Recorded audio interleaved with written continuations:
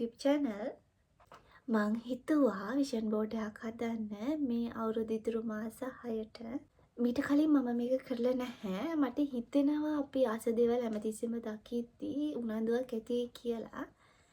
අපි බලමු.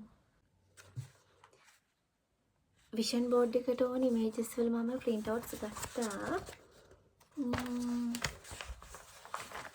හරි. අපි දැන් අලවමු.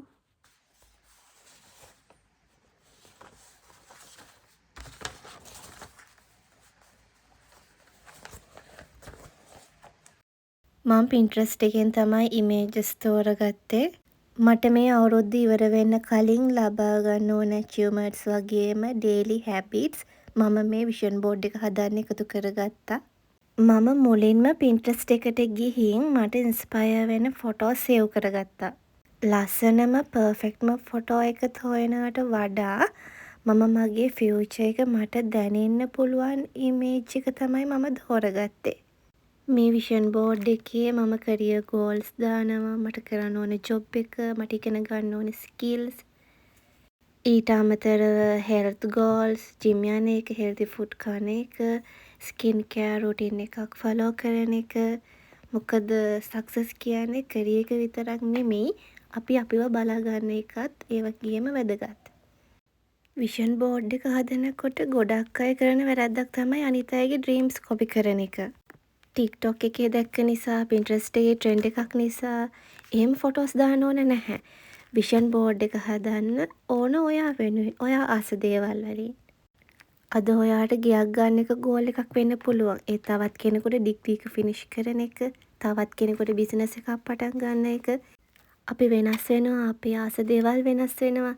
ඒ නිසා විෂන් බෝඩ් එකක් අප්ඩේට් වෙන එක සාමාන්‍ය දෙයක්. එකපාරක් හදලා අවුරුදු ගාණක් තියාගන්න ඕන දෙයක් නෙමෙයි. විෂන් බෝඩ් එකක් හදද්දී මම ගෝල්ස් ගොඩාක් දාන්නේ නැහැ. මම ඇත්තටම වැදගත් දේවල් ටික විතරයි දාන්නේ. එතකොට ඒවට ෆෝකස් කරන්න ලේසියි. කැමති නම් විෂන් බෝඩ් එකට ෆොටෝස් තෝරද්දී කලර් තීම් එකක් ෆලෝ කරන්නත් පුළුවන්.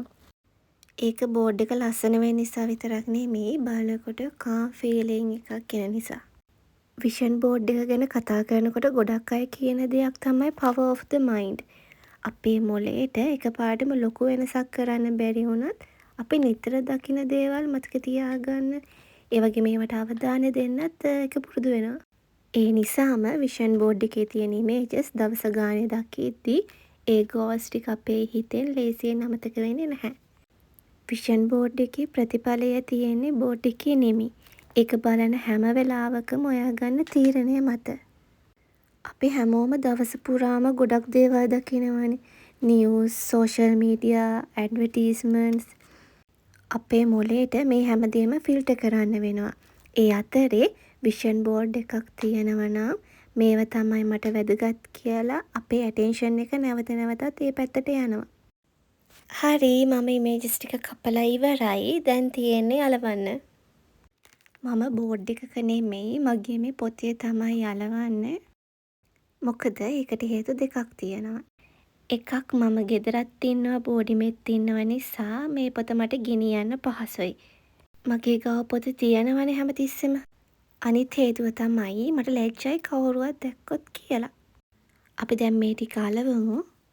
තව දෙයක්, ෆිසිකල් විෂන් බෝඩ් එකක්ද හොඳ, ඩිජිටල් විෂන් බෝඩ් එකක්ද හොඳ? ඇත්තට මේ දෙකෙන් හොඳම එකක් කියලා නැහැ. මොකද ඔයාට ගැලපෙන එක තමයි හොඳම එක. මම නම් ෆිසිකල් විෂන් බෝඩ් එකට ටිකක් වැඩිය කැමතියි. මොකද ඉමේජස් හොයන එක, ප්‍රින්ට් කරන එක, කපන එක, ඇරේන්ජ් කරන එක, ඒ මුළු ප්‍රොසෙස් එකටම මම ආසයි. ඩිජිටල් විෂන් බෝඩ් එකත් ගොඩක් හොඳ ඔප්ෂන් එකක්. විශේෂයෙන්ම ෆෝන් එක දවසට ගොඩක් යූස් කරන කෙනෙක් නම් වෝල්පේපර් එක විදියට දාන්න පුළුවන්. ලැප්ටොප් බෑග්ග්‍රවුන්ඩ් එකට දාන්න පුළුවන්. එතකොට දවසට කිහිප සැරයක්ම ඔටෝමැටිකලි දකිනවනේ. ඩිජිටල් බෝඩ් එකේ තවත් වාසියක් තමයි ඕන වෙලාවක අප්ඩේට් කරන්නත් පුළුවන්. අලුත් ඉමේජ් එකක් ඇඩ් කරන්න, පරණ එකක් රිමූව් කරන්න, තීම් එක වෙනස් කරන්න. ඒ හැමදේම විනාඩි කිහිපයකින් කරන්නත් පුළුවන්.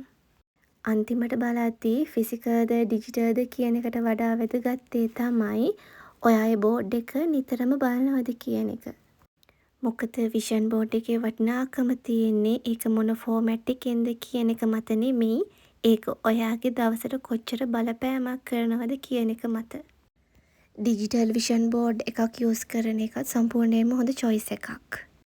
ඔයාලා තාම විෂන් බෝඩ් එකක් හදලා නැත්නම් හදලා බලන්න. හැමදාම විෂන් බෝඩ් එක දිහා බලන්න මම මුලින්ම මේ දේ ඇචීව් කරගන්නවා ඊළඟට මේ දේ ඇචීව් කරගන්නවා. මං ඒ වෙනුවෙන් මේ වගේ වැඩ කොටසක් කරන්න ඕන. පොසිටිව් විදියට හිතලා මහන්සි වෙලා ඔයාගේ ඇචීව්මන්ට්ස් ඇචීව් කරගන්න. හරි මම විෂන් බෝඩ් එක හදලා ඉවරයි. මේ තියෙන්නේ මගේ විෂන් බෝඩ් එක. ඔයාලත් මේ වගේ විෂන් බෝඩ් එකක් හදලා බලන්න. දවසක ඔයාට ඔයා ගැනම ලොකු කොන්ෆිඩන්ට් එකක් දැනේවි.